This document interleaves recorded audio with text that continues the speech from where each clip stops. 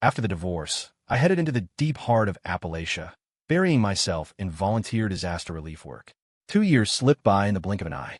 It wasn't until her daughter was diagnosed with severe aplastic anemia, her life hanging by a thread that only a bone marrow transplant from me could strengthen, that my ex-wife remembered I existed. She brought a phalanx of bodyguards to the mountains, scouring the area for me. When she couldn't find a trace, she assumed I was hiding on purpose. As long as you agree to the donation, she declared to the empty air, I'll allow you visitation rights.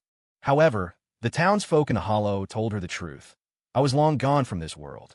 She frowned, a look of pure impatience crossing her flawless features. I can't believe that after all these years, he's still playing these childish games. In the end, she dug 3 feet into the earth, but all she turned up were my bleached bones. You're telling me he was buried in a landslide trying to save someone? Victoria Sterling stood there in a silk dress that cost more than most people here made in a decade, her heels sinking into the mud of the impoverished mining town.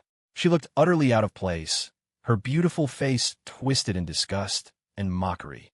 If he's going to lie to me, he should at least come up with a decent excuse. A man as selfish as Caleb Stone? Discovering a conscience? Please. She scoffed. Did his friends back in here tip him off? Did he find out Lily was sick and decide to hide because he didn't want to donate? Is that why you hillbillies are putting on this show? The locals, hearing Victoria's venom, clenched their fists, faces reddening with anger. Don't you dare speak ill of Mr. Stone. He was the best volunteer we ever had. That's right.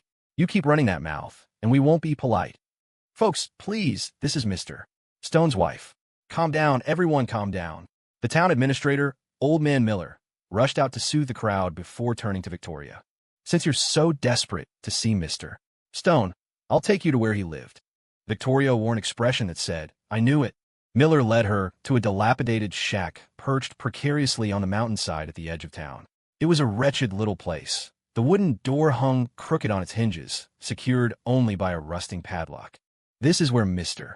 Stone stayed. He pushed the door open. My black and white memorial portrait sat in the center of an old wooden table. Seeing it, Victoria's pupils contracted sharply, and then she let out a cold, sharp laugh. She grabbed the framed photo and smashed it onto the floor without hesitation. The glass shattered against the uneven floorboards, kicking up dust and sending shards skittering across the room. Miller stood frozen, mouth agape. Floating in the air above them, I was just as panicked. I knew she resented me. After all, given what I had supposedly done, her hate was merely the shadow of the love she once bore me.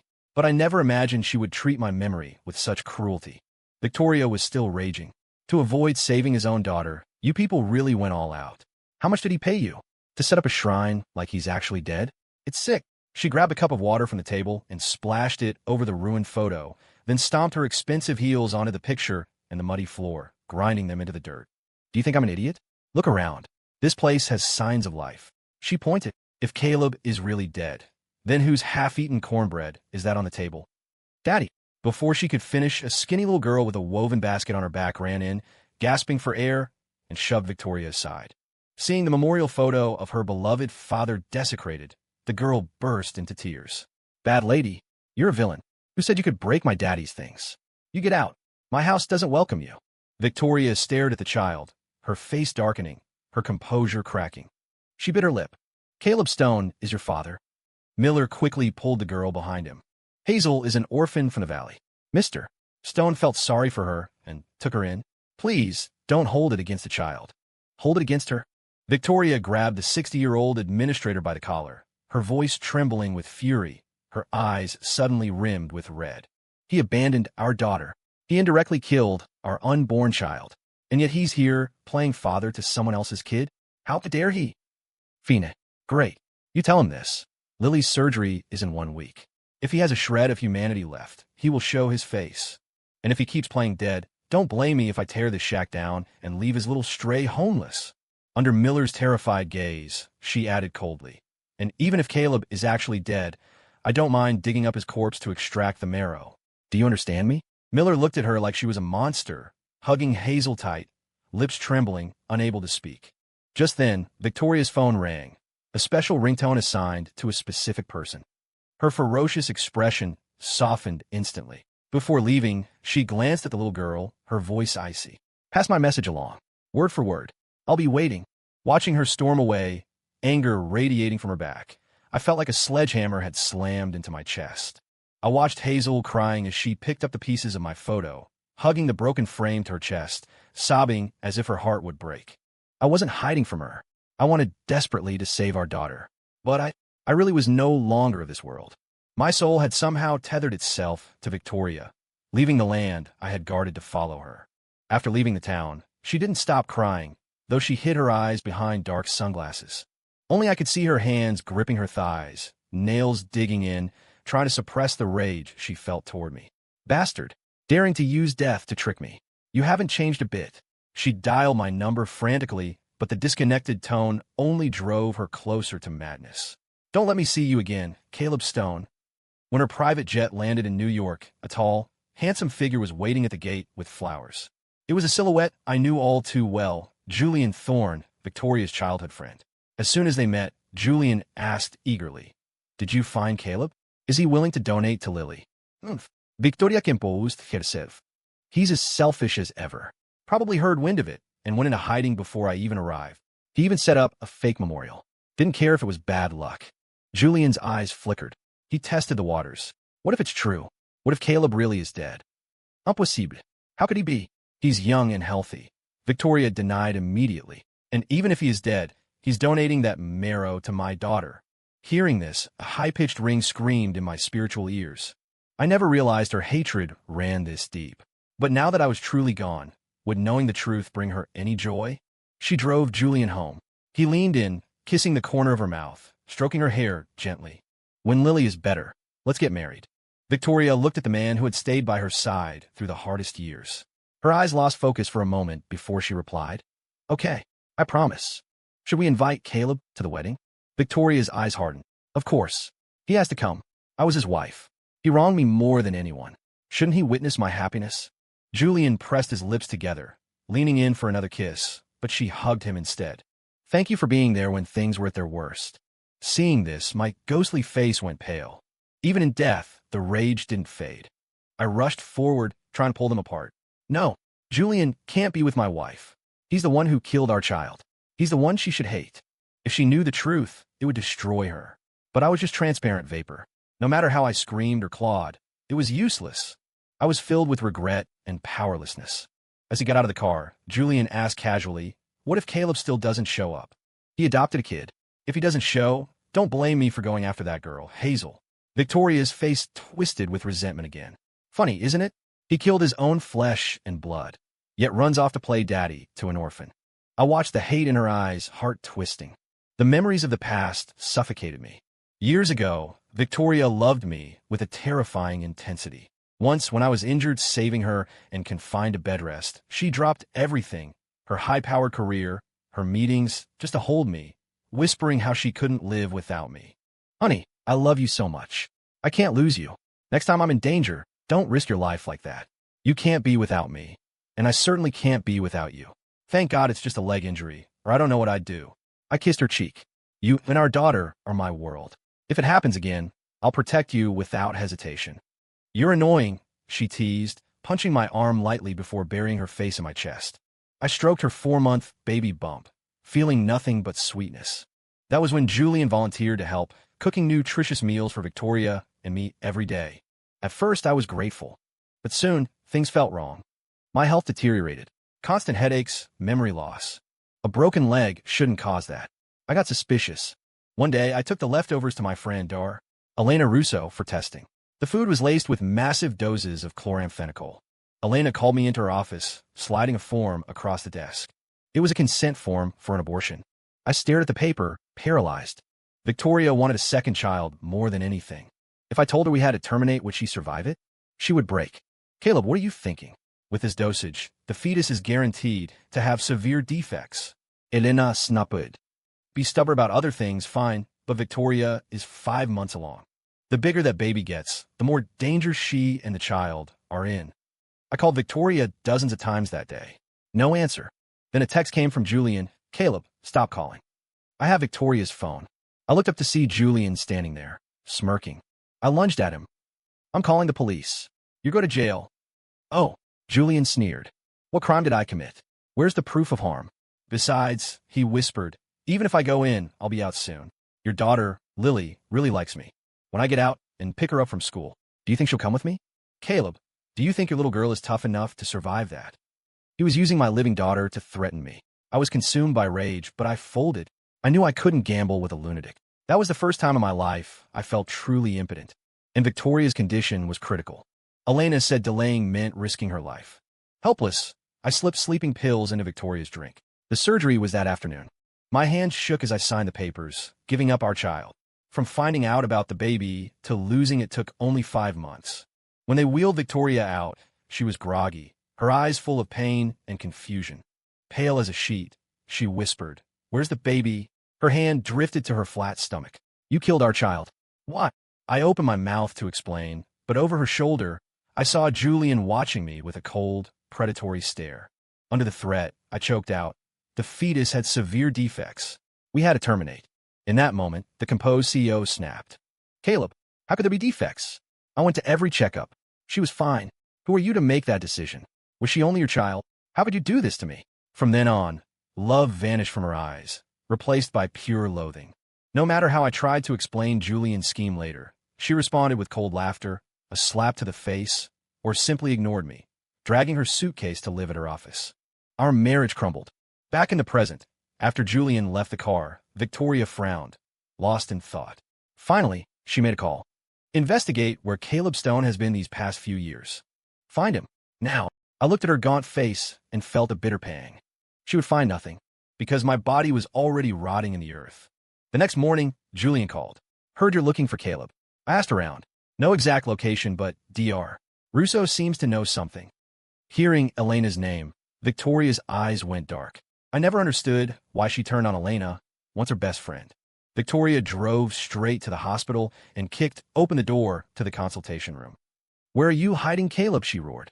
Elena didn't flinch, continuing to type patient notes. Victoria stormed over, grabbing Elena by the lapels. "Speak, you shameless pair." Elena stood abruptly and slapped Victoria hard across the face. "Shameless? Victoria, do you hear yourself?" Victoria fell back, shocked, glaring at Elena. Elena's face was frosty, masking deep pain. "Caleb is dead. Please show some respect for the husband you once loved." Victoria didn't believe it. To her, this was all an act to avoid the donation. "How could he be dead? He killed our child for you and blamed Julian. It's absurd. If my daughter wasn't dying, I'd rather die than ask him for anything." Elena glared at her, voice trembling. "Victoria, there was never anything between us. And Caleb died 2 years ago. People called you. You didn't answer a single call. He was an orphan. The police finally called me to handle his remains. Do you know how he died?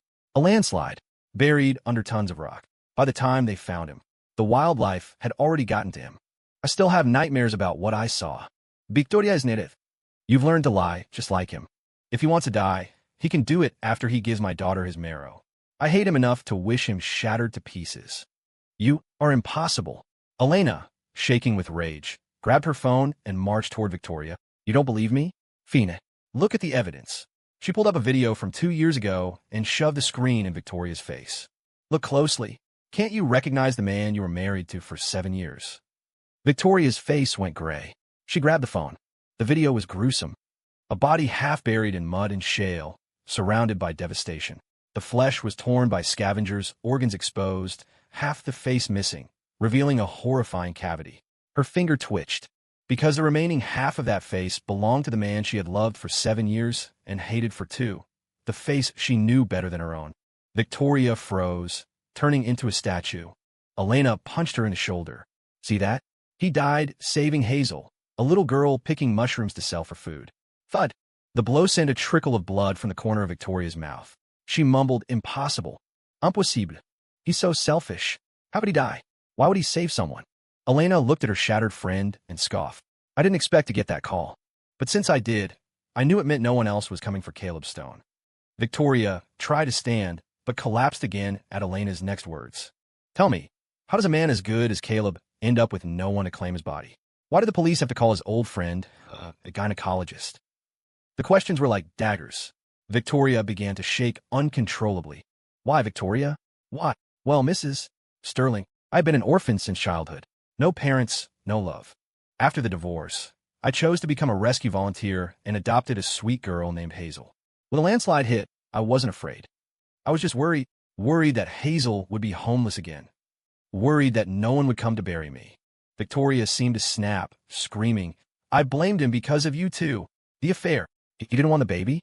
He could have told me. Why did he have to kill our child just to be with you?" Affair. Elena laughed in disbelief. "Victoria, you were married for 7 years. 7. How did you deserve him? He loved you so much, and you didn't trust him at all?" Victoria felt suffocated. A terrifying thought bloomed in her mind. Maybe nothing ever happened between Elena and Caleb. Elena looked at her former friend with pure disgust. "Being best friends with you is the stain of my life. Your husband visits the hospital. He signs a consent form for a termination. Instead of asking why, you attack. You abuse. He came to me because he was worried about his wife and child. Is that sordid? Did we ever meet privately? Or is your mind just filled with filth? Victoria, they say a dirty heart sees a dirty world."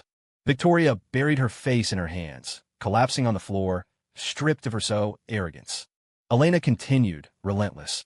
"By the way, Caleb made me promise not to tell. But as a friend, here's a reality check. It wasn't that Caleb didn't want the baby. It was that he couldn't keep it. Someone spiked his food. You ate it too. You ingested massive amounts of chloramphenicol while pregnant. The baby would have been born a monster." Caleb was in agony. He called you constantly to explain, to talk. He was terrified you'd break. And you, Mrs. Sterling, didn't answer a single call. Victoria's pupil shrank. She exploded. "Impossible. I'm surrounded by people I trust. Who would?" She froze. The answer was obvious. Elena smirked. "Who else? Your right-hand man. Your fiance, Julian Thorne." Elena opened the door. "Caleb suffered more than you did. He took the blame because he'd rather you hate him than watch you crumble from the truth. I honestly looked down on you. You knew Julian had feelings for you, yet you kept him close. How much did you enjoy being chased? The real killer of your child. Isn't it you?" Elena gestured for her to get out. Victoria stood up like a zombie, walking out step by heavy step. The harsh hospital lights felt like a cage, trapping her in darkness. She remembered the videos Julian sent her. Weird angles, making Caleb and Elena look intimate. Jealousy had been a viper then. She had assumed the worst, that Caleb killed the baby to be with Elena. "Victoria, why are you standing there? Did you find out where Caleb is?" Hearing the familiar voice, Victoria's expression twisted into something complex. "What's wrong? You didn't find him." "I knew it," Julian muttered. "Knew what?" Victoria rasped. "Knew what?" Julian feigned conflict. "You know they were always shady. Elena wouldn't sell him out." Julian didn't say it outright, but he implied the affair again. "He's not here." Victoria walked toward the inpatient ward. "I'm going to see Lily." "I'll come with you," Julian said quickly. Knowing they were seeing Lily, bitterness flooded me. If I failed anyone in this life, it was my daughter. Seeing the small lump in the bed, hair gone from chemo, skeletal, my heart shattered. She looked up, and our eyes met. "Daddy." Julian looked surprised, then performed for Victoria. "Uncle Julian hasn't married Mommy yet. Too early to call me Daddy." Lily didn't even look at him. She stared straight at me. Tears rolled down her cheeks. I realized she could see me. Panic seized me. I was a ghost. If she could see me, did it mean? No. Victoria walked over and rubbed Lily's head. "Why are you crying, sweetie? You didn't cry during chemo." Lily kept her eyes on me. She wiped her tears, sniffled, and said bravely, "Daddy, Lily is a brave girl. Don't leave me." Julian interjected. "Who's leaving you? Kids say the darndest things." I looked at Lily with anguish. "I'm sorry, baby. Daddy can't stay." Victoria discussed the surgery with the staff. "Julian, the surgery is scheduled. Is that okay?" "My marrow is a match," Victoria said flatly, feeding Lily porridge. Julian was shocked. "You're donating to that little brat." "I mean, Lily." She nodded. "As soon as she got sick, I got tested. The surgery will happen on schedule. I won't let anything happen to my daughter." I don't know if Victoria's desperate search for me was to make me atone, or just to see me one last time. When they left, I tried to stay in the room, but an invisible force yanked me out. Lily waved at the empty air, holding back tears. I wanted to hug her, just once. A few days later, Elena, who had cut ties with Victoria, contacted her. They met at a cafe. Elena slammed a USB drive on the table. "You'll need this. Don't flatter yourself. I'm doing this for Caleb and Lily." She walked out. Victoria stared at the drive. After a long silence, she called, "Julian, isn't your birthday coming up? I want to celebrate early. I'm worried about the surgery." "Really? Julian sounded ecstatic. Victoria looked out at the misty rain. Let's do it the day after tomorrow. October 2 ND. The day I lost my unborn child. I stared at the man, realizing I had underestimated their bond. Or maybe love is just cheap, professed one moment, given to another the next. That night, Victoria rented the entire floor of the Ritz. Rose petals everywhere. A view of the Manhattan skyline. Julian, in a tuxedo, held her arm, beaming. They looked like newlyweds. I watched numbly. Everything she once did for me, she was now doing for him. My heart was so broken it felt anesthetized. Suddenly, the tether loosened. I could leave Victoria. I rushed to the hospital. I needed to be with my daughter. Nothing else mattered. When I arrived, Lily was crying over my photo. Seeing me, she buried her face in the pillow. Lily is brave. I didn't see Daddy, and I didn't cry. She could see me, but it didn't bring me joy. She peeked out, staring intently, afraid I'd vanish. I tried to speak, but she tilted her head, hearing nothing. She could see me, but we couldn't speak. I was racking my brain when Lily pulled a heavy dictionary from her backpack. I used hand gestures to guide her to pages, pointing at words. You are best. Daddy loves you. She read it out in her little voice, then beamed. Daddy, I love you too. Knowing I couldn't talk, she chattered about everything. Then, she whispered conspiratorially. I found out what a real monster is today. Daddy came to see me today. I saw him talking to the doctor. He said something about the house not being renovated, so it's impossible to get aplastic anemia. Then Daddy and the doctor asked me if Uncle Julian gave me anything. I showed them the black rock Uncle Julian said was a gift from you. I kept it with me always. I understood instantly. Lily was healthy, no exposure to chemicals. Why the sudden acute anemia? The rock. Daddy gave me a gift? Lily asked. I nodded. Is it a rock? I shook my head. Daddy said that rock is a monster. He told me never to take things from Uncle Julian. I think Uncle Julian might be a monster too. I was stunned. Victoria knew everything. Yet she was dining with Julian. What was her plan? At the Ritz, Julian looked at the feast. Victoria, these are all my favorites. I didn't know you paid such attention. Victoria smiled, the expression not reaching her eyes. Eat up. It'll be a night to remember. Luxury, food, the woman he loved. Julian felt like he was dreaming. But soon his head swam. Victoria, why am I so sleepy? Victoria stared at him with unmasked hatred, wiping the table where he'd touched it with a wet nap. Because I added a special ingredient. What ingredient? Like what you did to my husband.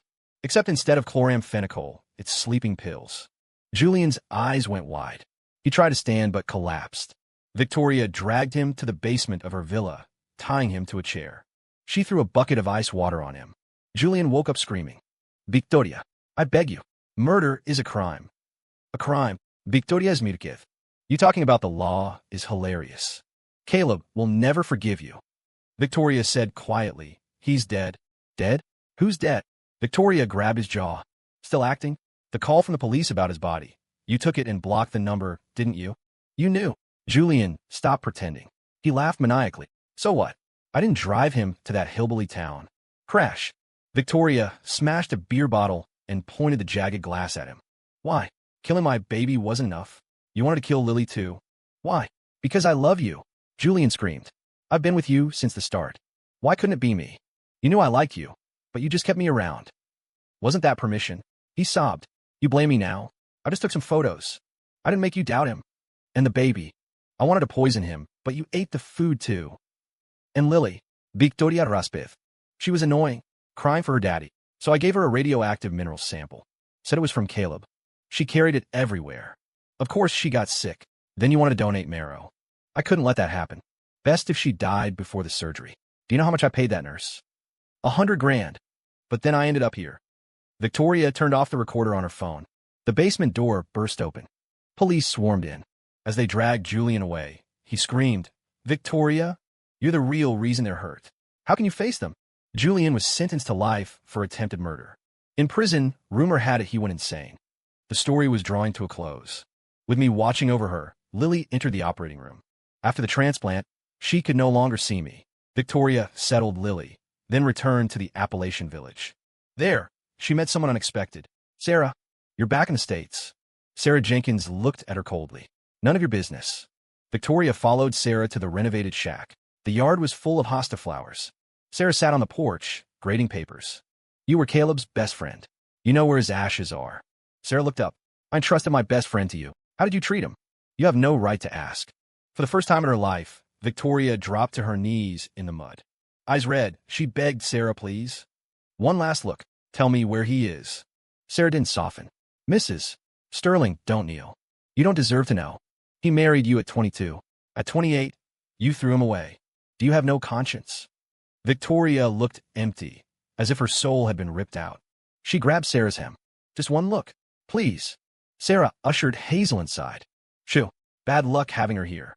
She pushed Victoria away and slammed the door. Inside, Sarah wept. She hadn't seen her best friend one last time either. To atone, she had quit her high-paying job to take his place as a teacher and adopted Hazel. Victoria, health failing after the donation, stepped down as CEO. She wandered mourning. Finally, she rented a small earthen house in the village, the only place she could sleep. At night, she wrapped herself in her wedding dress, inhaling deeply. Caleb, come to my dreams. Just once. She drifted off, dreaming of our wedding. When asked, do you take this man? She screamed. I do. But in the dream, I just stood there in my suit, smiling awkwardly, separated from her by a veil that never lifted. She woke up drenched in tears. Sarah found her again. You know why I despise you? Victoria looked up. You're a hypocrite. You say you love Caleb, but you abandoned him over rumors. You act the martyr now, but who is it for? Yourself. You say you love your child, but Lily just got out of the hospital. Who is taking care of her? That's Caleb's treasure. Sarah's voice broke. You only love yourself. Victoria stood there, taking the abuse. Every word was a knife. Finally, defeated, she packed her bags and left the mountains. She returned to Lily. She sold the company, donating millions to leukemia research and rural education. She found a quiet job and spent every holiday traveling with Lily. Lily couldn't see me anymore, but I stayed. We saw the Grand Canyon, the oceans. Lily grew up, experiencing friendship, love, and life. In a flash, it was her 18th birthday. Victoria brought Lily back to the village. Your dad volunteered here. He stayed here forever.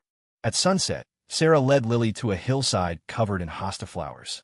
They watched the sun dip below the peaks. I felt lighter. The sun shone right through me. Peace settled in. A trembling, spectral little girl walked toward me from the sunset. I took a step forward. I looked back at the two people I loved most. I ran to them, creating a gentle breeze. I hugged them one last time, then took the spectral child's hand and walked toward the light. The wind stirred the flower scent. Aunt Sarah, Lily asked, if you won't tell Mom, will you tell me? Where's my dad? Sarah pulled out a sketchbook. We found this in his things. It says, for Lily's 10th birthday. You're an adult now. It's yours. Lily remembered asking for a gift in the hospital. She hugged the book to her heart. Sarah smiled. Your dad. He loved freedom. He's in the wind, in the rain, and in our hearts. Story complete.